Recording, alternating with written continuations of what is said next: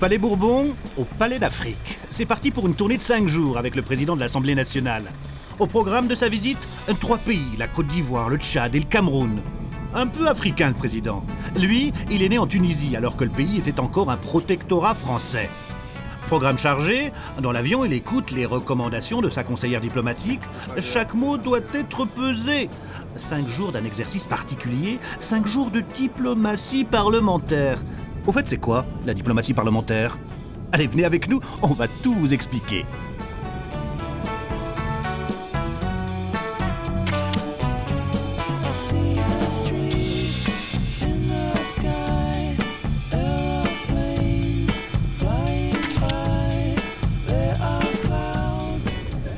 Base militaire d'Abidjan, Côte d'Ivoire, première étape du voyage. Claude Barthelone est accueilli par son homologue ivoirien, Guillaume Soro. L'ancien chef rebelle pendant la guerre civile est désormais le 2e personnage de l'État. La quarantaine, il est jeune, il a l'avenir devant lui, on lui prédit même un destin présidentiel. Claude Barthelone ne vient pas seul, il est accompagné de Patricia Adam, présidente de la Commission de la Défense, de Pascal Terrasse, président du groupe d'amitié France-Côte d'Ivoire, et pour l'opposition, Alain Marceau, député UMP des Français de l'étranger. C'est un grand moment, parce que nous savons que nous ne mettons pas les pieds dans n'importe quel pays. Petit rappel historique. En 2011, c'était la chute de Laurent Gbagbo. L'homme est arrivé au pouvoir en 2000. L'ancien opposant de Félix Houphouët-Boigny a dû faire face 2 ans après à une rébellion qui avait coupé le pays en 2. Une situation de crise qui lui a permis d'effectuer un 2e mandat de 5 ans sans passer par les urnes.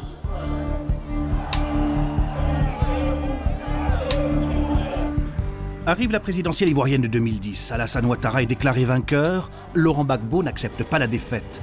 4 mois de conflit post-électoral. Bilan officiel, 3000 morts. Son Excellence, Monsieur le Président de la République. Laurent Gbagbo est arrêté par les forces républicaines de Côte d'Ivoire qui se battaient au profit d'Alassane Ouattara, appuyé par des forces françaises et des casques bleus de l'ONU. Laurent Gbagbo est détenu depuis 2011 aux Pays-Bas. Madame la Présidente, il est poursuivi par la Cour pénale internationale pour crimes contre l'humanité. Aujourd'hui, le dialogue entre le pouvoir pro-Ouattara et l'opposition pro-Gbagbo est au point mort. On est loin de la réconciliation. Abidjan, le marché de la capitale. Nous sommes allés prendre la température auprès de la population. Des Ivoiriens qui se félicitent de la sécurité retrouvée, qui permet de faire des affaires. Sécurité enfin pas partout, nous raconte ce vendeur ambulant. Des parents qui voyageaient, par exemple, ont été braqués sur les routes.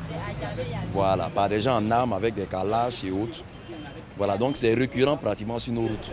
C'est normal, hein, après une crise armée d'un pays, il y a les armes qui prolifèrent un peu partout. C'est pas partout que la sécurité est vraiment de mise. Léa vend au marché de la téké à base de manioc, des oranges et de la noix de cola. Son frère avait 5 ans lors de la guerre civile. La paix retrouvée, un bien inestimable selon eux. On a retrouvé la stabilité, tout est calme, il n'y a plus de problème. La sécurité est propre. Bon, pour le moment, c'est l'économie qui est un peu... Mais ça ira bientôt avec le temps. On a vécu... En tout cas, c'était pas bon. Il y avait trop de mauvaises choses. C'était même pas bon. On ne veut plus ça. On ne veut plus que ça se répète dans ce pays encore. On veut la paix.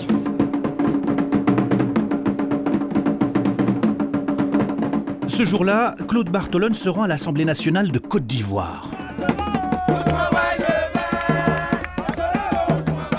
De l'autre côté de la rue, on remarque un groupe de jeunes, un comité d'accueil un peu particulier. Nous sommes venus pour soutenir le président de l'Assemblée nationale française, M. Claude Barthelone.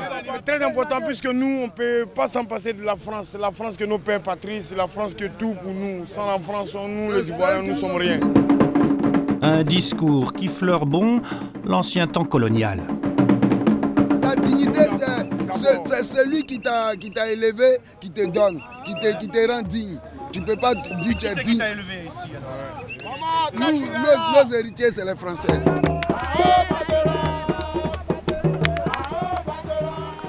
On apprendra plus tard que le groupe avait été convoqué par le protocole ivoirien.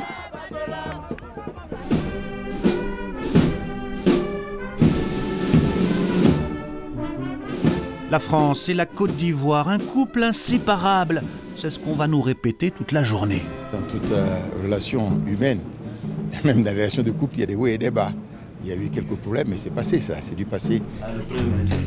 Au même moment, les deux présidents des assemblées nationales vont signer un protocole d'accord qui liera les deux institutions.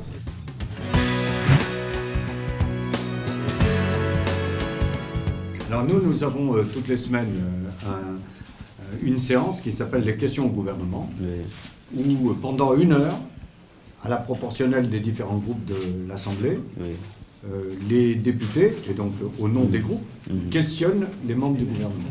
Échange d'expériences, mais pas seulement. Pour nous, c'est évidemment très important d'avoir cette relation avec l'Assemblée nationale française. C'est quoi, c'est de la coopération, de la formation? C'est des gens... Oui, il y aura de la formation, il y aura aussi une coopération au plan donc des équipements, etc. Donc ce sera un échange d'expériences entre nos deux institutions. Le moment du discours arrive. Claude Bartolone va s'exprimer devant les députés.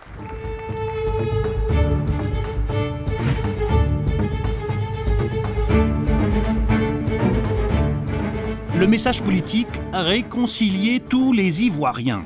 Il cite Félix Houphouët-Boigny, le père fondateur de la Côte d'Ivoire. Le dialogue est l'arme des forts et non des faibles.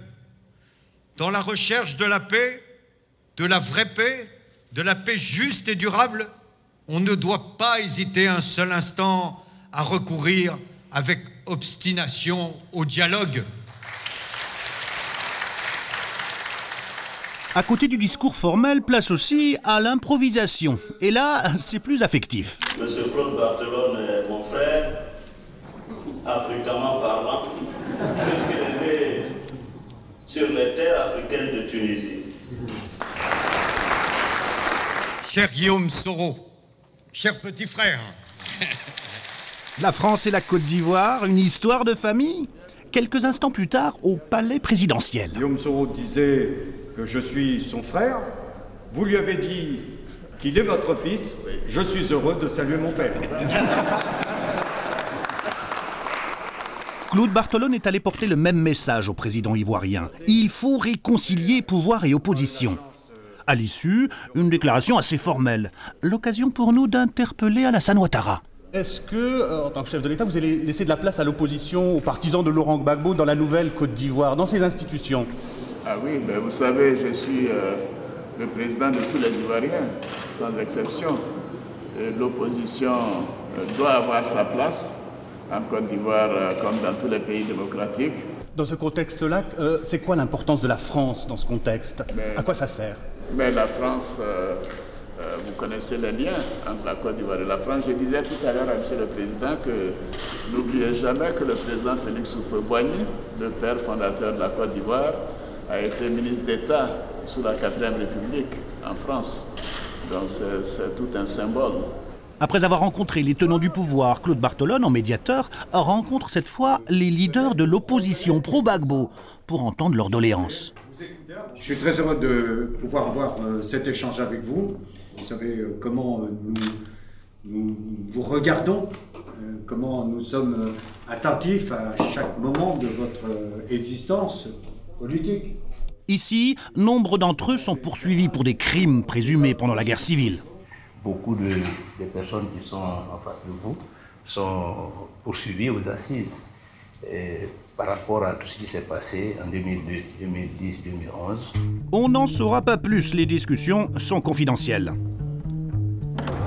À la sortie, les partisans de Laurent Gbagbo s'expriment sans ménagement.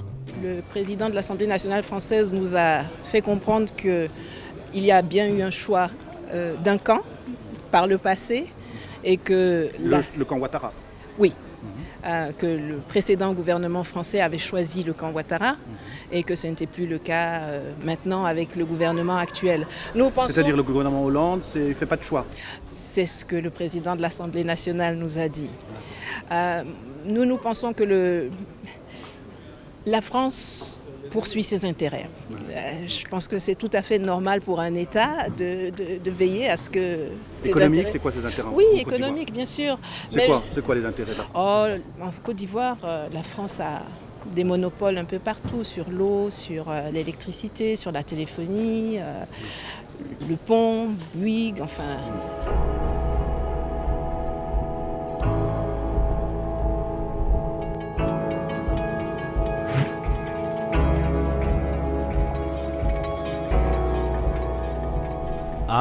les intérêts économiques. Balade sur la lagune d'Abidjan, autour du port autonome. Un port inauguré en 1951 par François Mitterrand, alors ministre des Territoires d'Outre-mer. C'est le premier en Afrique subsaharienne, sans compter l'Afrique du Sud. Ah oui. En fait, il y a 25 postes à quai. Donc le premier poste à quai numéro 1 est ici. Toute cette partie, effectivement, sont des vracs. Il y a des silos là-bas qu'on vient de passer. Les silos qui sont là, qui servent à monter aussi le blé en vrac pour le Burkina Faso. Ah ouais. Et ensuite, donc, on va faire une enfilade de 25 quais jusqu'au terminal. Un port de commerce, de pêche, de containers et de transbordement. C'est 90% des recettes douanières du pays. Aujourd'hui, le port est géré par un groupe français, le groupe Bolloré, en quasi-situation de monopole. Il gère un terminal à containers et vient de s'en voir attribuer un second. La filiale de Bolloré sur le continent est devenue le leader de la logistique en Afrique. Premier opérateur portuaire, elle dispose de 28 concessions dans le continent et affiche un chiffre d'affaires de 2,5 milliards d'euros. Une place de leader. Les entreprises françaises, c'est 50% des recettes fiscales du pays. Autre groupe, Bouygues BTP, il construit le 3e pont d'Abidjan. La France qui ne veut pas perdre ses intérêts économiques dans le pays car la menace existe. Elle est chinoise. La présence chinoise ici en Côte d'Ivoire, la présence chinoise en Afrique de l'Ouest et partout en Afrique, c'est la réalité. Vous savez que beaucoup de Chinois, moi qui préside l'Assemblée parlementaire de la francophonie, souhaitent venir apprendre le français, non pas par amour de la France, mais simplement pour accéder à des marchés africains. Ils savent que l'Afrique est... Pour piquer les marchés à la France. Bien sûr, les Chinois sont dans la réelle politique, dans le pragmatisme le plus froid. Et donc ce qu'ils veulent, c'est évidemment s'implanter, non pas dans une logique hégémonique ou politique ou intellectuelle ou idéologique. Les Chinois, c'est le commerce, rien que le commerce. Une concurrence déloyale, nous assure ce patron français. Il y a quand même une concurrence dans notre métier sur lequel on n'a aucune chance de gagner le marché que face à eux. Nous, on n'emmène pas des prisonniers pour réaliser des travaux. Oui, c'est ce qu'ils font dans les autoroutes? Par exemple, c'est ce qu'ils ont fait ici, oui. C'est ce qu'ils font dans le domaine de la pêche aussi. C'est-à-dire des gens qui ne sont pas payés? Des gens qui sont moins payés que les nôtres. Un environnement économique prompt à toutes sortes de malversations. Ce concessionnaire nous confiera avoir vendu une voiture qu'il retrouvera revendue par un intermédiaire à l'administration ivoirienne, 4 fois son prix. On ne vient pas les prendre chez nous, on préfère aller les prendre dans des sociétés écrans qui vont permettre de faire toutes sortes de malversations, c'est clair.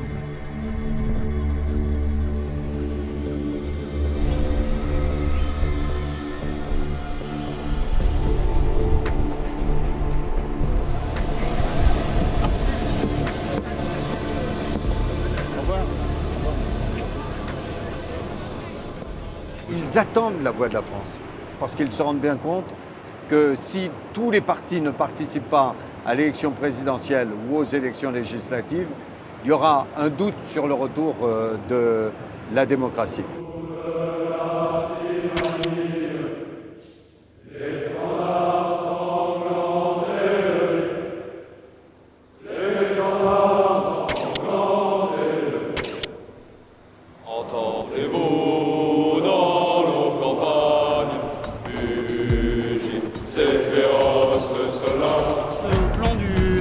Du vol N'Djamena au Tchad, base aérienne 172 Hadji Kossei.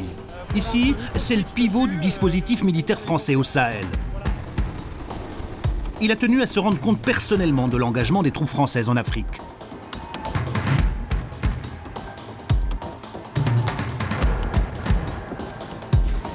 Claude Barthelone prend place à bord d'un hélicoptère.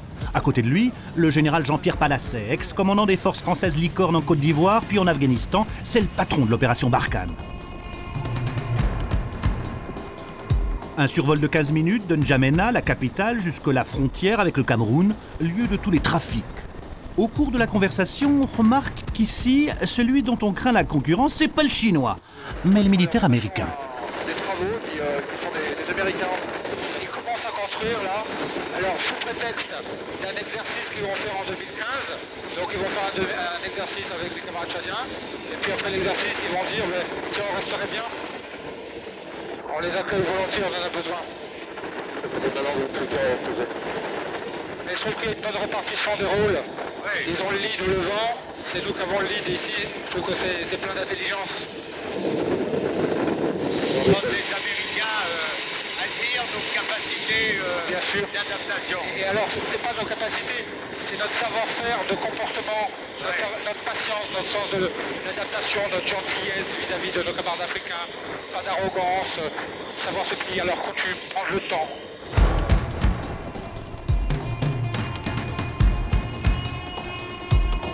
N'Djamena, c'est là où se trouve la base de commandement de l'opération Barkhane.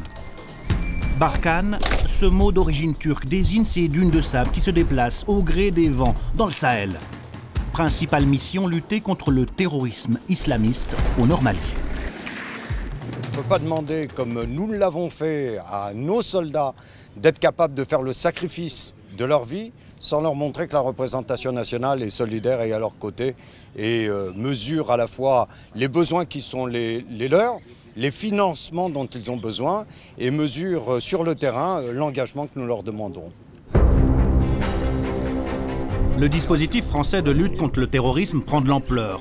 Au centre de commandement, le général en charge de l'opération et ses hommes expliquent comment ça marche. Vous avez ici là-bas un drone, enfin une image en tout cas qu'on appelle FMV, qui donc représente ce que le drone voit actuellement sur le terrain. Il observe le va-et-vient des véhicules dans une région située au Nord Mali. Des images souvent floues, difficiles pour l'armée de savoir s'il s'agit de terroristes ou pas. L'opération française s'étend sur 5 pays, Mauritanie, Niger, Burkina Faso, Mali et Tchad. Un défi pour les 3000 hommes de la force, dans cette zone grande comme 9 fois la France. Les groupes armés sont en train de se reconstituer. Les menaces s'appellent entre autres Boko Haram ou Al-Qaïda au Maghreb islamique. Ce sont aussi les Katiba djihadistes qui se regroupent dans le sud libyen et menacent la stabilité régionale. Ce sont également tous les groupes criminels qui empruntent ces autoroutes du trafic au Sahel et financent le terrorisme. Dans ces zones de transit difficilement contrôlables, des rafales captent des images. Ensuite, un technicien retire les enregistrements effectués par le pilote et les amène aux spécialistes chargés des premières analyses. Barkhane, c'est le plus grand théâtre français depuis la Seconde Guerre mondiale. Patricia Adam est la présidente de la commission de la défense à l'Assemblée. Elle est venue voir comment est dépensé ce budget sur place. Et oui, l'opération Barkhane se déroule dans un contexte de rigueur budgétaire. Dans la loi de programmation militaire, il y a aussi une diminution des effectifs qui est en train de se faire, donc une manœuvre de ressources humaines complexe, ce que nous suivons de très près, parce qu'il ne faudrait pas que par cette manœuvre de ressources humaines, l'opérationnel ne puisse pas se produire dans des conditions tout à fait normales et en tout cas de sécurité. Moins d'effectifs, moins d'effectifs en soutien, pas en opérationnel. Nous avons privilégié l'opérationnel.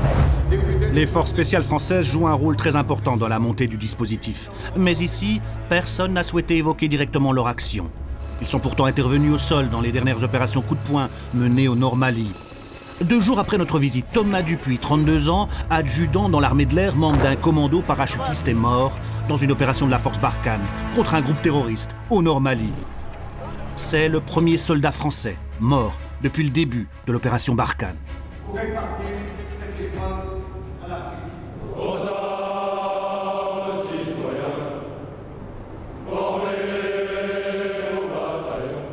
Et c'est sur une Marseillaise chantée a cappella par des soldats français en treillis camouflage que le président de l'Assemblée nationale clôt sa visite aux troupes.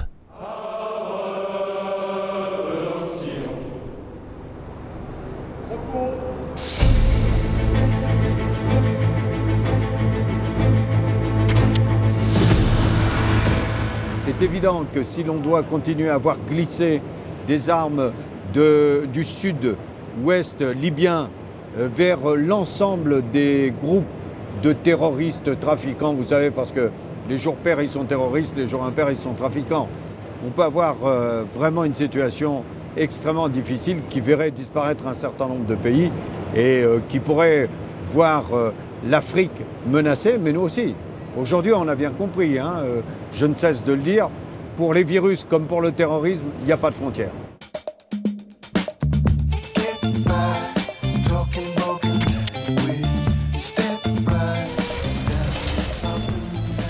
Yaoundé, capitale du Cameroun. Au centre-ville, les jeunes vivent du commerce informel, vendent de téléphones portables.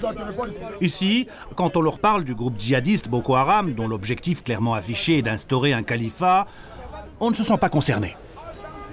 Il n'y a pas les Boko Haram à Yaoundé, il n'y a pas les Boko Haram à Yaoundé, il n'y a pas. Nous ici là on débute. Au Nigeria, au Cameroun, il n'y a pas de Boko Haram. Oui. C'est un petit groupe de personnes qui veulent combattre le gouvernement en place. C'est comme, oui, ici au pays, ouais, ici au Cameroun.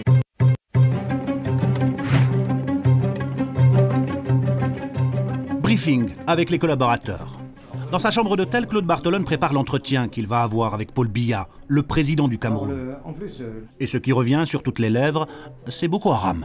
Mon homologue, quand j'étais avec lui dans la voiture, on en parlait, il me disait que ça posait un vrai problème dans la mesure où les gens de Boko Haram viennent faire leurs courses. Ils viennent prendre des vaches, des chèvres, etc. Et il me dit, on va avoir un vrai problème qui va se poser, c'est que notamment les agriculteurs qui ont la trouille n'ont pas fait les plantations de l'année. Et donc, sur les recettes de l'année à venir, ils se retrouvent dans une situation où ça va être compliqué. Je l'ai senti... alors, il est élu de ce qu'on a, mais je l'ai senti assez embêté. Sa collaboratrice lui tend un communiqué de l'ambassade. Des rumeurs dans la presse camerounaise font état d'un complot. Derrière Boko Haram se cacherait la France. Claude Barthelone est abasourdi. C'est incroyable qu'il puisse y avoir des informations de ce genre. On a nos soldats qui sont ici, qui sont là pour combattre l'ensemble des terroristes, et il y a ce genre de rumeurs qui peut circuler. Il faut vraiment qu'on travaille là-dessus, parce que je ne voudrais pas que dans la presse, après notre départ, reste l'idée que ce sont les Français qui sont derrière Boko Haram. On est chez les fous, quoi. On est en train d'installer... Autre dossier à traiter avec le président Biya, le sort des détenus franco-camerounais, dont certains purgent une peine de prison de 25 ans. Beaucoup pensent que Paul Biya instrumentalise la lutte contre la corruption pour mener des purges contre ses adversaires. Mais sur ce dossier, on préfère être discret. Je ne voudrais pas évoquer le sort de nos compatriotes qui sont emprisonnés devant trop de monde, quoi. On va le mettre en difficulté, et on va se mettre en difficulté compte tenu de la pression qu'exerce la presse populaire sur cette histoire. Ensuite, on aura un moment, je pense, un peu réservé, d'accalmie, on va dire, dans le programme. Probablement une petite heure, si on tient le timing. Une heure voilà, mais heure quelle générosité Direction la présidence, à la rencontre de Paul Biya, à la tête du pays depuis plus de 30 ans. Il n'avait pas reçu de visite de haut niveau côté français depuis Jacques Chirac. Monsieur Claude Barthelone, président de l'Assemblée nationale française. Monsieur le Président. Monsieur le Président, bonjour. Merci pour l'honneur que vous nous faites. Je suis très heureux de pouvoir vous serrer la main, vous rencontrer. Pause photo. Eh oui. On nous demande aussitôt de sortir. 3 quarts d'heure d'entretien dont rien ne filtre. À la sortie, le président Biya décore Claude Barthelone, grand officier de l'ordre national de la valeur. C'est un grand honneur que vous me faites personnellement, à ma délégation et à l'ensemble de l'Assemblée nationale. Au nom d'opposition, toute la... Merci beaucoup, monsieur le Président. Que se sont racontés les deux hommes? On n'en saura pas plus. Conférence de presse annulée, Paul Biya ne prend pas de risque. On en saura un peu plus tard. Vive le Cameroun, vive l'amitié franco-camerounaise. Le président de l'Assemblée nationale est reçu par son homologue camerounais, un élu du nord du pays, très inquiet de la menace Boko Haram aux frontières avec le Nigeria. Nous sommes permanemment en insécurité, permanemment. On ne sait pas quand est-ce qu'on va tirer sur vous. Vous ne savez pas quand est-ce qu'on va jeter une bombe au marché. Vous ne savez pas quand est-ce qu'on va vous kidnapper pour aller vous cacher quelque part, moyennant je ne sais quoi. À Paris, on a dit on va faire la guerre totale Boko Haram. Mais on ne voit rien venir. Un soldat est fait pour combattre. Mais les gens du Nigeria, dès qu'ils entendent poum, un coup de feu, là, ils courent vers les soldats camerounais. Vous qui êtes nos amis, nous ne pouvons pas nous adresser à d'autres personnes qu'à des amis comme vous. Je l'ai dit, et le président de la République française a eu l'occasion de l'écrire au président du Cameroun. Nous sommes à la disposition pour répondre à l'attente de nos amis camerounais. Alain Marceau en est convaincu. C'est un appel au secours qui doit être entendu. On a l'impression que la situation sécuritaire s'aggrave, très particulièrement avec Boko Haram. Et aujourd'hui, j'ai l'impression que les autorités du Cameroun ont peut-être plus besoin de la France qu'elles n'avaient besoin il y a 3 mois, il y a 6 mois ou il y a 1 an. Donc je pense qu'il y a une forme d'appel au secours. Le tout est de savoir si la France va entendre ou non cet appel au secours. C'est très carré français? C'est quoi? C'est bien sûr. C'est la France-Afrique? Mais bien sûr, c'est la France-Afrique. Mais c'est quoi la France-Afrique? Ce sont des intérêts privilégiés qui existent entre les populations africaines et les populations françaises, et bien sûr aussi entre chefs d'État. De temps en temps, il y a eu quelques mauvaises mœurs, quelques mauvaises manières. Je fais partie des défenseurs de la notion de France-Afrique. Qu'est-ce qu'on préfère? La Turque-Afrique? La Chine-Afrique? Moi, j'aime la France-Afrique. J'en ai déjà reproché la France-Afrique, alors autant que je l'assume total.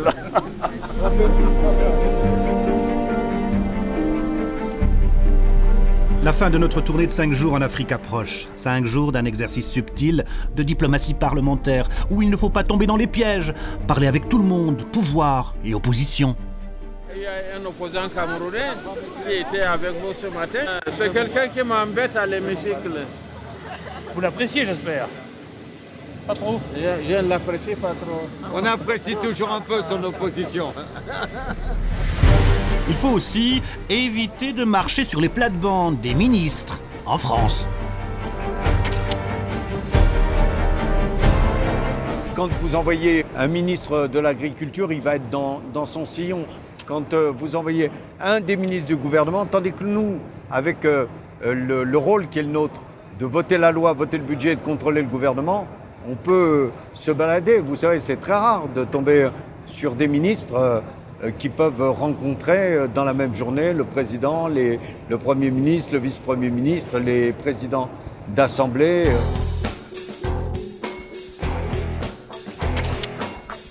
Direction Paris, un retour à l'hôtel de la Sey et aux problèmes franco-français. La réunion de groupe de ce matin, on va revenir sur cette histoire des barrages. Même si ces carnets d'Afrique restent quelque part inscrits au feutre indélébile. À un moment donné, je le vois courir et le bateau allait sur un banc de sable et il vient me voir et me dit c'est d'autant plus embêtant qu'il n'y a jamais eu autant de crocodiles. Ouais. Je dis, ça c'est Valls qui a demandé à ce qu'on se coulait.